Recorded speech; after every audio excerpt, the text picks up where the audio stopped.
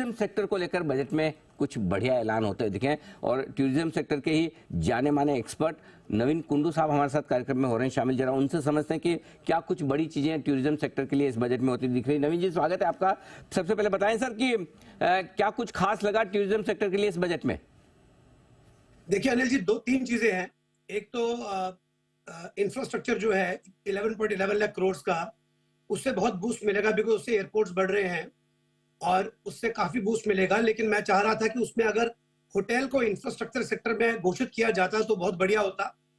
दूसरा जो है अनिल जी, हमारा जो 75 लाख करोड़ दिया गया है sacred and spiritual tourism development के लिए, वो तो बहुत ही बढ़िया है। मतलब दैट इज, वो तो it's icing on the cake.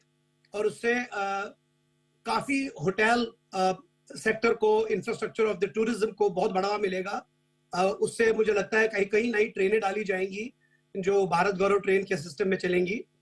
तीसरा जो है मेरे को जो बहुत ज्यादा अच्छा लगा वो है कि पोर्ट कनेक्टिविटी की जो बात की है वित्त मंत्री ने, port connectivity across for development of Lakshadweep और जो सारे बंदरगाहें हैं जो बेसिकली हमारे आइलैंड्स हैं, उनको कनेक्टिविटी के लिए। तो मेरे हिसाब से तो काफी बैलेंस बजट दिया है।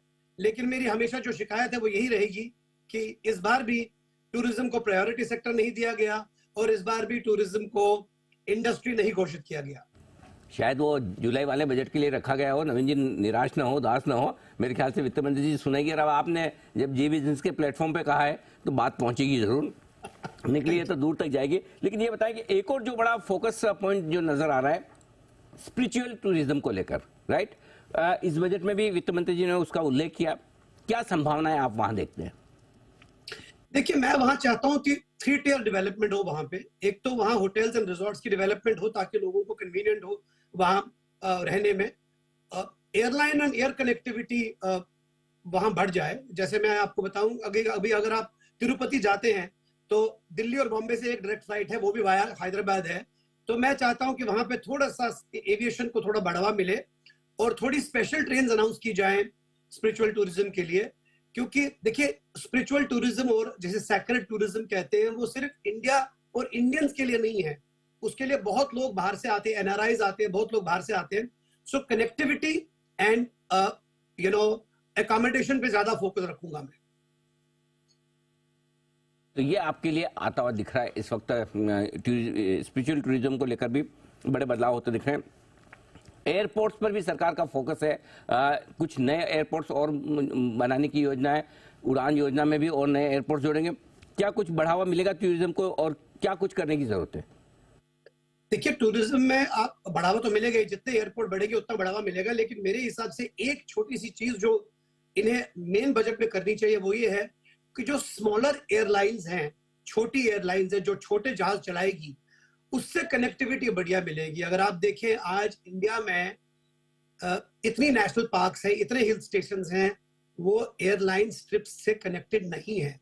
तो अगर वहां पे एक थोड़ा फोकस दिया जाए through civil aviation ministry and ministry of finance, अगर साथ में मिले और छोटी एयरलाइन स्ट्रिप्स और छोटे एयरक्राफ्ट्स जैसे कीनिया में चलते हैं, काठमांडू में चलते हैं, अगर वो थोड़ा फोकस रहे तो मेरे हिसाब से तो इंडिया का टूरिज्म सेक्टर जो अभी हम 10 से 11% कंट्रीब्यूट करते हैं जीडीपी को, वो जाके बढ़ के 15% हो जाएगा और एम्प्लॉयमेंट भी मैक्सिमम कर देगा। वैसे भी टूरिज्म सबसे ज्यादा एम्प्लॉय करता है। तो उन एरियाज में फोकस देने की जरूरत है। जैसे आज उन्होंने पोर्ट के ऊपर बोला है कि पोर्ट कनेक्टिविटी में बढ़ावा दिया जाएगा, लक्षद्वीप को बढ़ावा दिया जाएगा। वैसे ही मैं चाहता हूं कि इंडिया की जितनी national and wild life parks है और जितने हिल स्टेशन हैं, अगर वो प्रॉपर स्मॉलर एयरक्राफ्ट से कनेक्ट हो और उनकी स्मॉलर स्ट्रिप्स बना दी जाए तो वो बहुत ही बड़ा एक अपॉर्चुनिटी है, बहुत इंफ्रास्ट्रक्चर, जॉब्स, टूरिज्म सबके लिए। बिल्कुल ठीक बात है। तो बहुत कुछ और किया जा सकता है, उम्मीद करते हैं। अच्छा, एक चीज बताइए कि हिंदुस्तान के लोग हिंदुस्तान के बाहर घूमने न जाए, ठीक है, और हिंदुस्तान में घूमे, इसमें कुछ फर्क पड़ेगा, असर आएगा?